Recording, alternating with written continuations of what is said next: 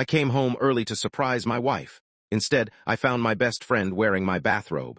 6 months later, they were begging outside the office building they helped steal from me. The day my marriage ended, I wasn't supposed to be home. My business trip had been canceled after my biggest client postponed our meeting. I thought I'd surprise my wife, Natalie. I bought flowers, her favorite cheesecake, even booked a weekend getaway. I quietly unlocked the front door. I heard laughter upstairs. At first, I smiled.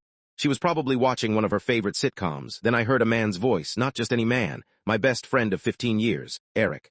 I walked upstairs. The bedroom door wasn't fully closed. Inside, my wife was kissing the man who had stood beside me at our wedding. Neither of them noticed me. I quietly placed the flowers on the floor, took a photo of the hallway showing both of their shoes outside the bedroom, then walked back downstairs. Before leaving, I took the cheesecake from the kitchen and threw it in the trash.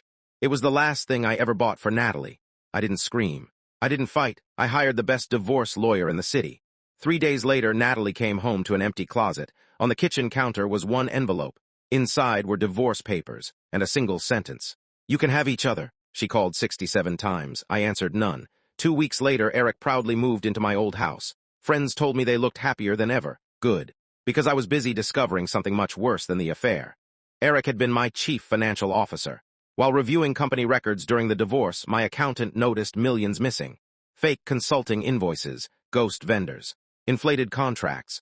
Eric hadn't just stolen my wife. He'd been stealing from my company for almost 2 years. The investigation uncovered everything. Natalie wasn't innocent either. She had signed documents pretending to own several fake companies. She claimed she didn't know they were fraudulent. The emails proved otherwise. Federal investigators froze every account connected to the scheme. Their luxury cars disappeared. The house was seized. Designer handbags, jewelry, vacations. Everything had been purchased with stolen money. Then came the divorce hearing. Natalie demanded half my remaining assets. The judge looked at her calmly. "You helped conceal financial crimes against your own husband's company. You are entitled to nothing." She left the courtroom with tears in her eyes. I walked out with my company. A year later, my business had fully recovered. We expanded into 2 new cities. One rainy afternoon, I was leaving our headquarters when I noticed 2 familiar faces sitting outside the neighboring building. Natalie and Eric. They looked nothing like the people I'd once known. Their clothes were worn. Their luggage fit into 2 shopping carts. Eric had served 18 months in prison. Neither of them could find steady work afterward. Natalie stood when she saw me. "Please, I just need somewhere to stay until I get back on my feet." I looked at the woman who once promised to stand beside me forever. "I already gave you a home. You traded it for someone else's bed."